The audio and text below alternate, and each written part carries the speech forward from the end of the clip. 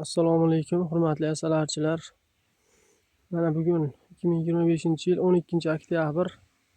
Bugun arilarni bir qator tekshirib ko'rib, ovqat zaxiralarini tekshirib, matkalar tuxumdan qoldimi, shuni tekshirib ko'rish maqsadida bir arilarni ko'rayotgandim.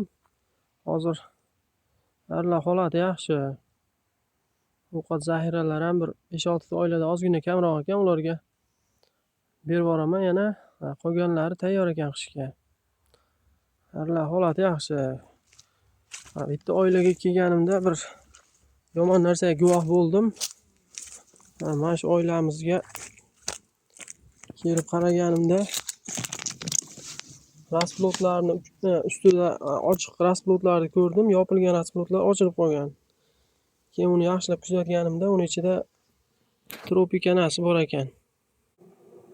Mana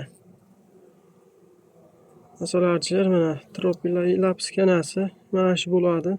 Mana Namangan viloyati Norin tumaniga ham yetib kelibdi. Endi juda yomon kana. Mana yana yuribdi bittasi.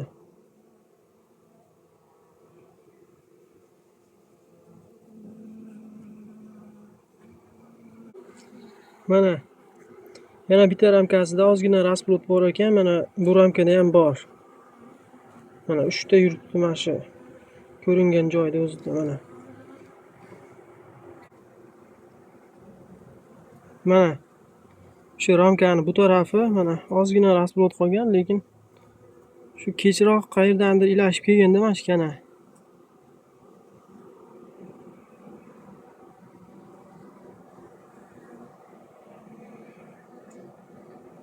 Mana bu kanamizni yomon tarafi shundaki, bu oddiy varatoz kanasiga nisbatan juda tez ko'payadi. Shunisi juda xavfli. Tez ko'paygani hisobiga arilarni juda kuchini qirqib tashlaydi. Agar bahorda yo yoz oylarida bu kana uchraydigan bo'lsa, arilar uchun juda katta. Bu kanamizni yomon tarafi boshqa kanalarga nisbatan juda tez ko'payadi. Shuni hisobiga arilar juda kuchini qirqib tashlaydi. Xo'p, endi agar bu hozirgi holatda agar bahor oyida yo bahor oylarida yoki yozda bo'lganda juda katta xavf sifatida ko'rish mumkin edi.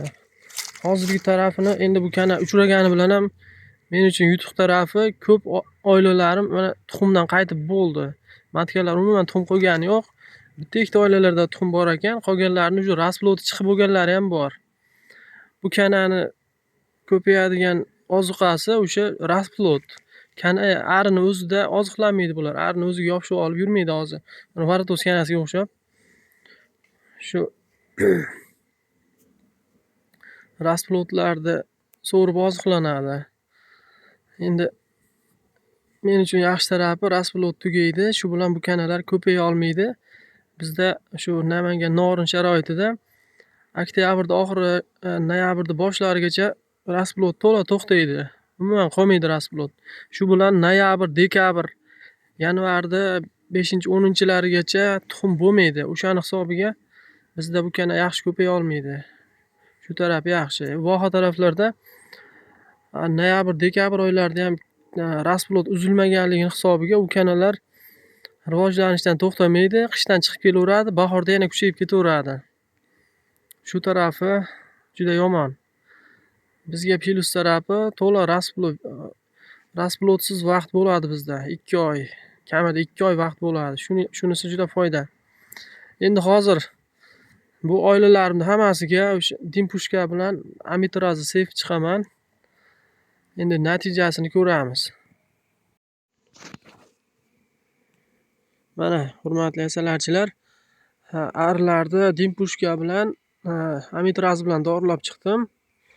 5 ta oilani pol qismiga mana qog'ozdan yog' surtab qo'yib chiqqandim. Mana hozir 1,5 soat vaqt o'tdi. Hozir o'sha qog'ozlarni olib tekshirib ko'ryapman. Nechta kana tushdi, qanaqa kana tushdi. Hozir natijani ko'ramiz. Mana hurmatli asalarichilar, natija. Mana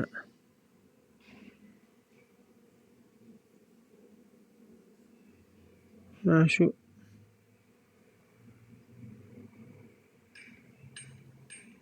mana shular o'sha tropikanasi mana.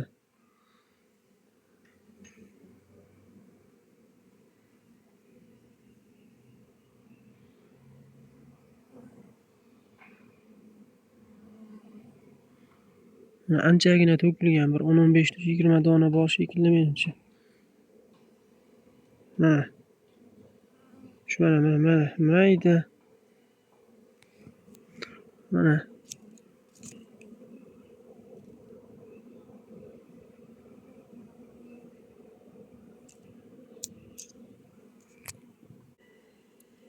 Mana Varatos kanasi, uni yonida tropikana. Mana kattaligini ko'rishimiz mumkin mana.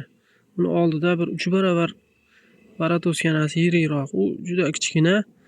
Ko'zga tashlanishi ham juda qiyin. Mana. Boshqa qog'ozlarda ham bor. Mana. Juda mayda. Ko'zga ham zo'rg'a tashlanadi. Mana shu o'lib yotgan kichkinalar hammasi tropikana. Mana yonidagilar Varatos kanasi. Mana. Xudo xolasa mana natija zo'r. Qolganlarda ham bor, hammasida bor. Yaxshiyamki ancha rasmlar to'xtab qoldi. Endi bundan buyog'i kanallar ko'payib ketmaydi. Sovuq tushgan sari bu kanallar yo'qolib ketadi. E'tiborlaring uchun rahmat. Kanalimga obuna bo'lishlaringni so'rayman. Xudo xolasa qo'ldan kelguncha endi birovga aql o'rgatish emas, lekin yangi o'rganayotgan archalar uchun qo'limdan kelgancha yordam berishni xohlayman. Kimgadir foydam tegsa xursand bo'laman.